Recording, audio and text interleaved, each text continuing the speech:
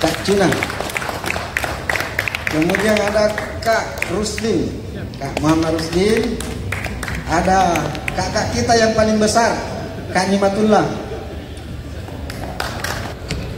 Terima kasih Pak Moderator. Assalamualaikum warahmatullahi wabarakatuh. Alhamdulillah.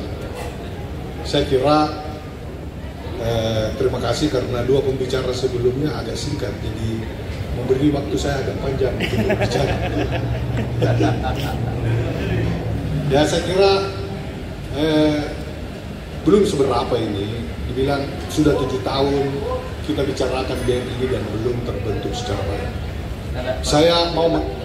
Saya mau mengingatkan ya, bahwa SMUH itu terbentuk 13 tahun setelah DEMA dibubarkan.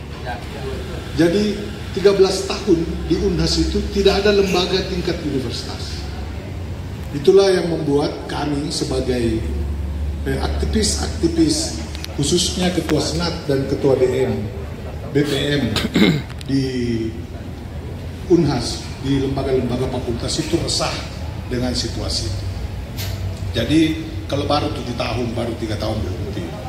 Ini SMUH itu terbentuk 13. Karena saya hadir sini dalam kapasitas itu, saya ditulis sebagai mantan wakil ketua SMUH, jadi saya hanya mau cerita soal itu. Mudah-mudahan informasi ini berguna bagi baik WR1, para dosen dalam rangka meramu ini. Jadi saya ceritakan bahwa awal yang kita buat adalah kita bentuk namanya KLK, Kesatuan Lembaga Kemahasiswaan. Isinya termasuk Pak Marhain, ini kebetulan saya satu angkatan, dia pengurus Ketua Senat di kedokteran. Setelah Dokter Icang ya. Nah, jadi kita bentuk KLK. KLK itu Kesatuan Lembaga Kemahasiswaan. Isinya itu sangat elit, tidak boleh dicampuri siapapun. Isinya itu hanya Ketua Senat dan Ketua BPM Fakultas. Jadi kitalah yang bertemu hampir tiap minggu, membicarakan, merumuskan bagaimana membentuk lembaga di tingkat universitas. Jadi jangan menyangka itu ringan, tidak. Terjadi perdebatan, pertengkaran yang sangat berat saat itu. Mengapa? Karena ada 2 fakultas waktu itu yang relatif tidak terlalu suka dengan adanya lembaga itu. Salah satunya kedokteran ya. Dan yang paling keras Fakultas Teknik saat itu ya. Tetapi karena kita rutin ketemu hampir tiap 2 minggu, tiap bulan, itu akhirnya kita sampai kepada keputusan untuk membentuk lembaga tingkat universitas. KLK ini berkomunikasi pada hampir semua senior. Saya sama Pak Aminuddin Sam, waktu itu dia Ketua Senat pertama FKM. Itu hampir 3 kali ketemu dengan Kak Taslim, berkunjung khusus ke rumahnya. Bahkan kita minta anggaran dasar, anggaran rumah tangga Dewan Mahasiswa itu disuruh bongkar sendiri gudangnya. Saya berdua sama Aminuddin itu bongkar dan dapat buku itu hampir di bagian paling bawah dari gudang itu. Setelah itu kita rapikan kembali. Setelah itu kita anjang sana ke beberapa profesor guru besar, ada Prof. Matulada, Prof. Burhansa, Prof. Sukur Abdullah di Sospon, Prof. Laica di Fakultas Hukum. Kita tanyakan soal-soal ini, kita sharing.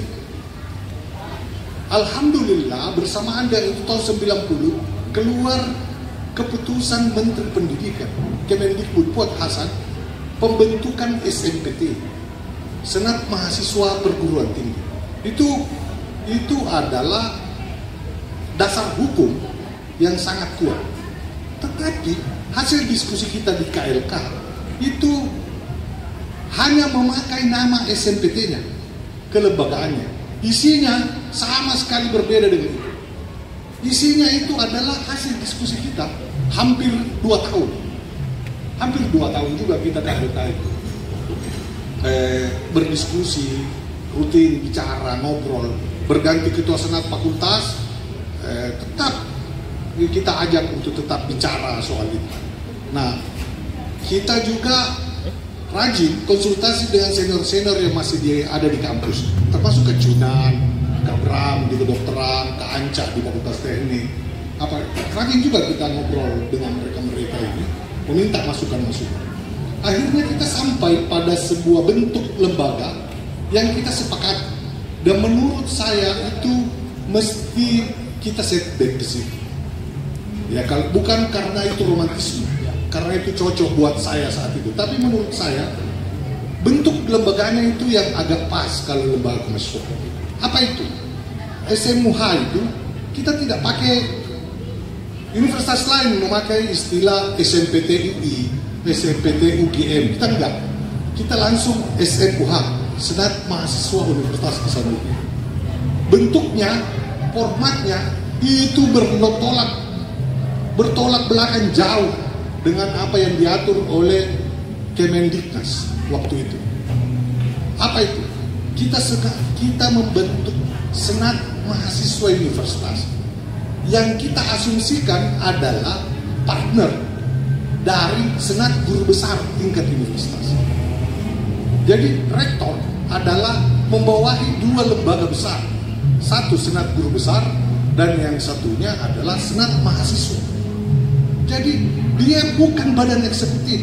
Karenanya di beberapa tempat saya menolak istilah BEM. Mengapa? Itu kan kita ikut-ikutan saja orang di Jawa. Senat Mahasiswa Universitas bukan badan eksekutif. Dia adalah perwakilan mahasiswa tingkat universitas. Sehingga tidak perlu ada dia punya badan semacam badan pengawasnya, tidak perlu. Yang ada BPN-nya itu Senat Fakultas. Di universitas tidak. Dia adalah perwakilan mahasiswa tingkat universitas. Nah, jadi Senat Mahasiswa Universitas inilah yang membentuk bidang-bidang yang akan bekerja, misalnya khusus untuk pengkaderan, khusus untuk macam-macam. Bahkan kita juga bikin bidang aspirasi.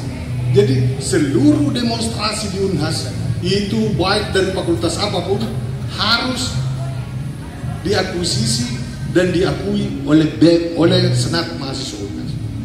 Semua yang mau bikin melapor ke SMUH, dan saya klaim itu kegiatan SMUH.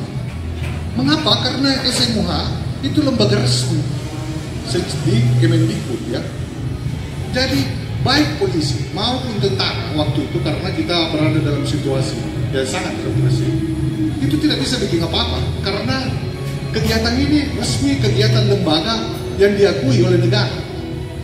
Nah, itu strategi kita dulu mengapa relatif kita aman.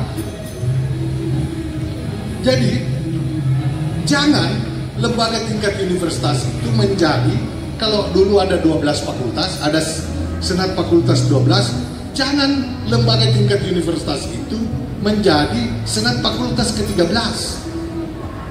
Jadi jangan ambil kewenangannya fakultas. Mengapa dulu? Saya juga heran sekarang ini, dan masih juga agak bangga lihat dosen-dosen sudah pakai jas merah juga. Jadi SMUH pertama itu kita tidak mencampuri sama sekali ospek di tingkat fakultas. Dulu ada namanya ospek pusat. Ketika kita bentuk SMUH, maka kita hapuskan. Jadi Senat Mahasiswa Universitas itu tugasnya hanya menerima dan menginaugurasi mahasiswa baru. Itulah kita kumpulkan di lapangan PKM. Dan kita sepakati mulai tahun itu, tahun 91, semua mahasiswa Unhas harus menggunakan jas merah. Jadi kita, semua fakultas kita ada perwakilan, kita kasih pakai jas merah. Pengurus Senat Mahasiswa Unhas diberi waktu 2-3 jam untuk bicara di ospek fakultas. Nah, jadi kita tidak mengambil alih apa yang dikerjakan fakultas. Karena kenapa? Logika dasarnya adalah Senat Mahasiswa Universitas hanya kuat kalau Senat Fakultas kuat. Nah, itu dasar berpikirnya. Itulah yang sayang sekali di kemudian hari tiba-tiba ADART berubah, ada lagi badan apa kan di situ di tingkat provinsi, badan perwakilan di tingkat universitas, bahkan lebih jauh lagi di periode ketiga SMA itu pemilihan umum, pemilihan langsung. Itu menurut saya kebablasan. Tidak bisa. Lembaga tingkat universitas, lembaga mahasiswa itu elit. Suka atau tidak suka dia elit. Itulah elit mahasiswa dunia. Jadi yang hadir di sini, yang menjadi pengurus itu hanya orang yang pernah ketua senat dan pernah pengurus senat di fakultas atau pernah anggota DPR di fakultas. Karenanya dia memang elit. Jadi mengukur elit mahasiswa di kampus, lihat senat mahasiswa universitas.